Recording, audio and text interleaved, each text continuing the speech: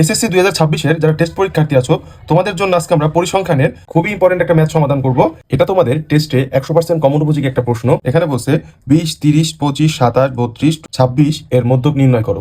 প্রথমে আমরা এই সংখ্যাগুলোর মানের ঊর্ধ্বক্রম অনুসারে সাজিয়ে নিব। মানের ঊর্ধ্বক্রম অনুসারে সাজানোর অর্থ হচ্ছে ছোট থেকে বড়। তো আমাদের এখানে সবচেয়ে ছোট মান হচ্ছে 20, তারপরে হচ্ছে 25, তারপরে হচ্ছে 26, তারপরে হচ্ছে 27, তারপরে হচ্ছে 30, তারপরে হচ্ছে 32। তো এই হচ্ছে আমাদের মানের ঊর্ধ্বক্রম অনুসারে আমরা সাজিয়ে নিলাম।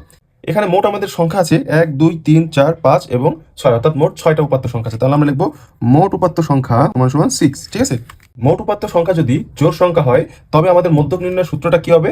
মধ্যক সমান হবে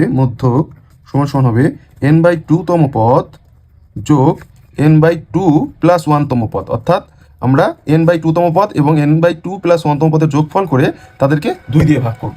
তাহলে এখানে আমাদের n এর মানটা কি? n এর মানটা হচ্ছে 6। তাহলে 6/2 তম পদ প্লাস 6/2 + 1 তম পদ ডিভাইডেড 2।